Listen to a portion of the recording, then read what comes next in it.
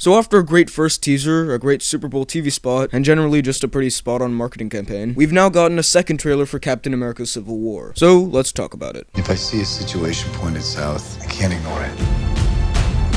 Sometimes I wish I could.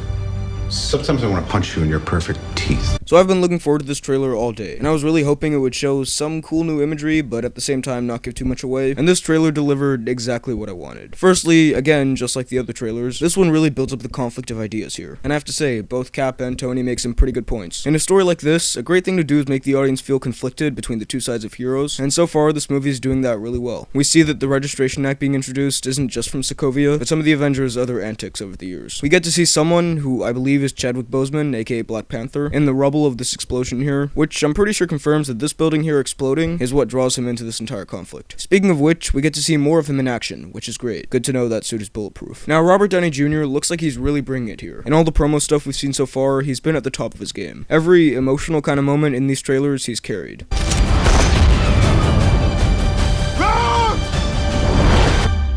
We get some awesome imagery in this trailer, like the final hero clash shot, or Ant-Man flying on one of Hawkeye's arrows. We haven't really seen much of either of these characters so far, which is slightly disappointing, but this was just such a perfect way to have them interact. There's going to be a fight between Scarlet Witch and Vision here, which I've already said should look really cool on screen, and that's also interesting since there are a couple in the comics and presumably will become one in the movies. We get some more of that great Russo brothers action, which I'm really excited to see more of. Also, this line that Black Widow gives to Tony, "I'm not the one that needs to watch their back."